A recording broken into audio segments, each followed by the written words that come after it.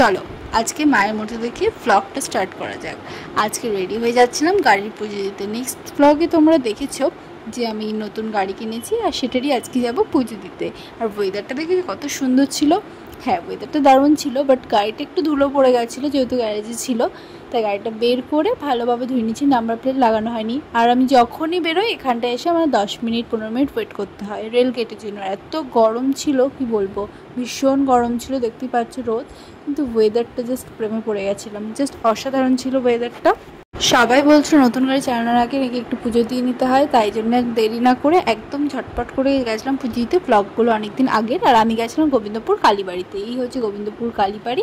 এখানে তোমরা পুজো বিয়ে সমস্ত রকম কিছুই হয়। আর এখানে আমি ঠাকুরমশাইকে দিয়ে দিচ্ছিলাম। আর আমাদের ঠাকুরমশাই বলছিল কী কী লাগবে, মানে মালা প্রসাদ এগুলোই লাগবে। বাট যেটা বুঝলাম সব জায়গায় এখন বিজনেস, ঠাকুরের জায়গাতেও এখন বিজনেস, সব জায়গাতেই বিজনেস।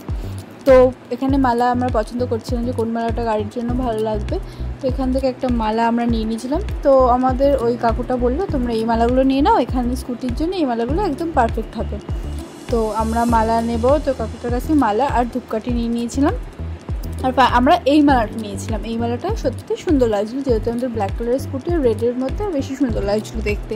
পরে আমি তোমাদের স্কুটির পুরো লুকটা দেখাচ্ছি। আর আমি মালা আর ধূপকাঠি নেওয়া হয়ে গেছে এখানে, আর এখান থেকে নেওয়া হয়ে গেছে। তারপরে হচ্ছে যাব আমরা ঠাকুরের কাছে, ওখানে ঠাকুরমশাই কিছু একটা করছিল।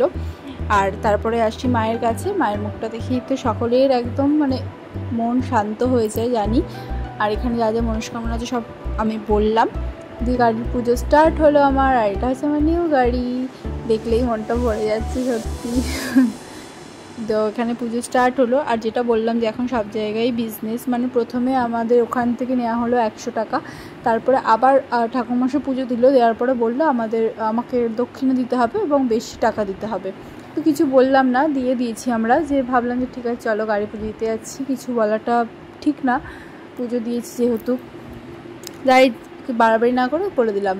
তারপরে চলে গেছিলাম ভিমার্টে গেছিলাম মেন সেকশনে কিছু কেনাকাটা করতে। এখানে জিন্সের প্যান্ট আর কিছু কেনাকাটি ছিল, ওই জন্য গেছিলাম।